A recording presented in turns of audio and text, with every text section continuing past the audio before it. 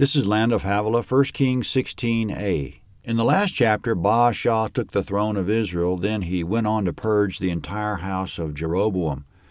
But now Baasha also is doing evil in the sight of Yahweh. Verse 1.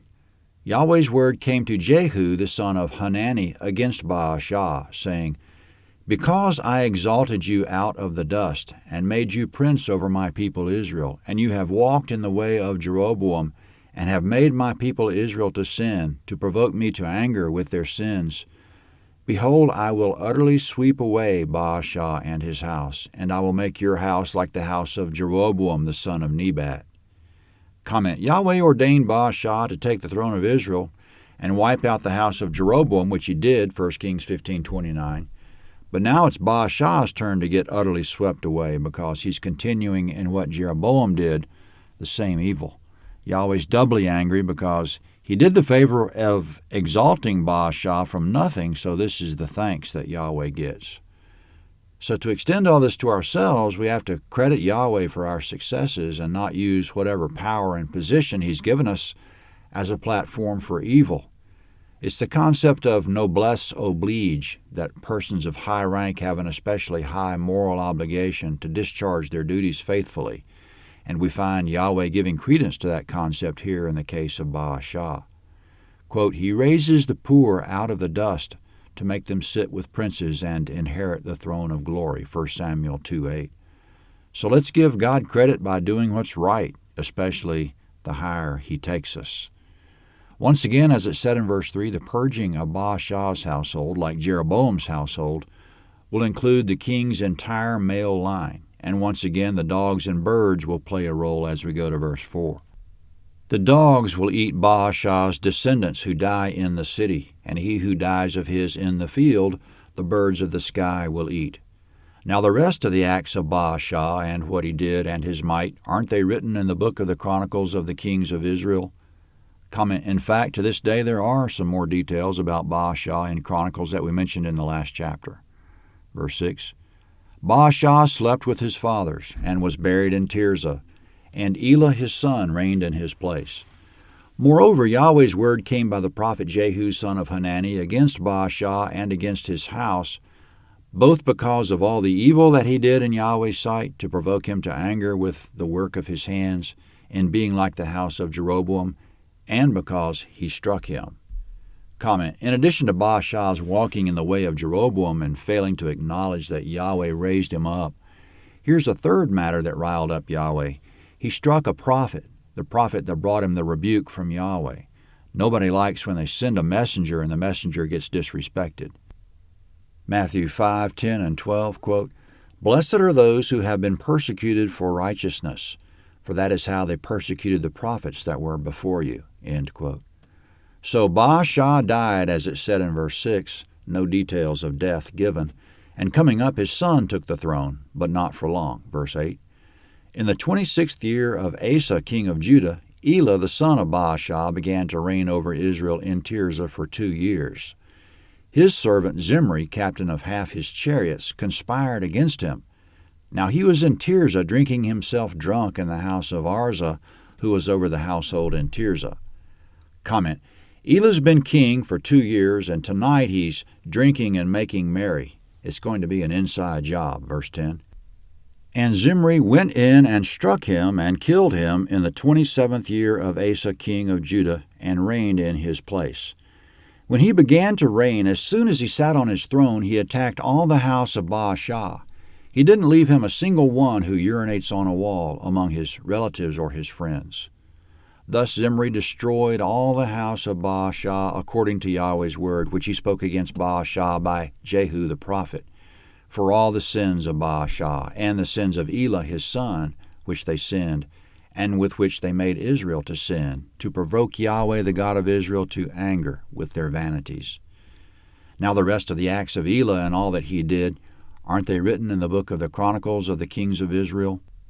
Comment: That was Elah, and how he fell victim to the curse on his father's household. But he was also a victim of his own evil, as it said in verse 13.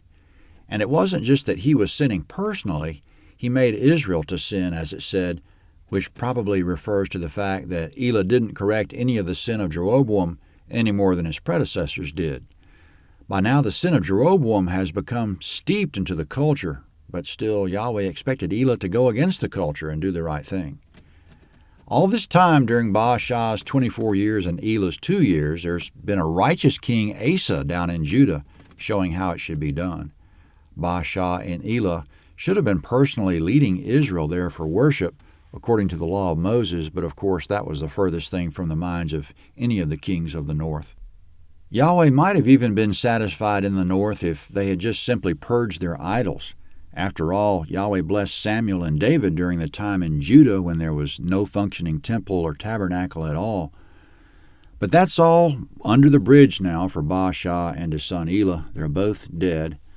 Zimri, the captain of the chariots that killed Elah back in verse 10, will only reign for 7 days, but in that short time he fulfilled the word of Jehu the prophet, as it said in verse 12, by killing Elah and all the rest of Baashah's male line. Coming up, we have a timestamp on Zimri's short reign, verse 15. In the 27th year of Asa, king of Judah, Zimri reigned 7 days in Tirzah. Comment, now coming, the text will go back 7 days to the day Zimri killed Elah, still in verse 16. Now the people were encamped against Gibbethon, which belonged to the Philistines. Comment, that sounds familiar. Once again, the army of Israel is camped next to Gibbethon to make war with the Philistines. But this time the king isn't with them. He's back in his palace in Tirzah. Verse 16. The people who were encamped heard that Zimri had conspired and had also killed the king. Therefore all Israel made Omri, the captain of the army, king over Israel that day in camp. Comment, that's the first mention of Omri. He's captain of the army, probably the highest ranking of the army.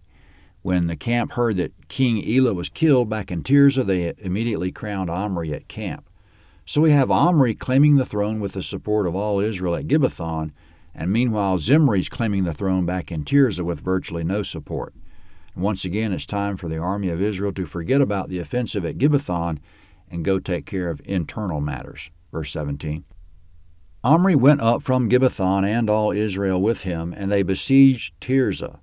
When Zimri saw that the city was taken, he went into the fortified part of the king's house and burned the king's house over him with fire, and died, for his sins which he sinned in doing that which was evil in Yahweh's sight, in walking in the way of Jeroboam, and in his sin which he did to make Israel to sin. Comment, Zimri didn't have much time in 7 days to repent from the sin of Jeroboam and lead Israel in righteousness, but he had no such intention. As it said, he walked in the way of Jeroboam and made Israel to sin. Verse 20. Now the rest of the acts of Zimri and his treason that he committed, aren't they written in the book of the Chronicles of the Kings of Israel? Comment, one thing Zimri did accomplish, he purged the house of Baashah according to the word of the Lord. He didn't do it in righteousness, but only because Yahweh put it in his mind to do so.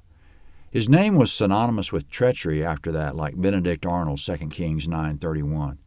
Ironically, his name means praiseworthy. Coming up, what did Omri do after he killed Zimri? Verse 21. Then the people of Israel were divided into 2 parts. Half of the people followed Tibni, the son of Ginath, to make him king, and half followed Omri.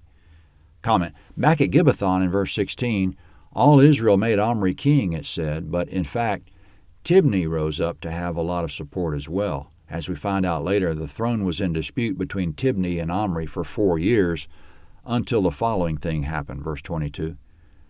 But the people who followed Omri prevailed against the people who followed Tibni, the son of Ginath. So Tibni died and Omri reigned.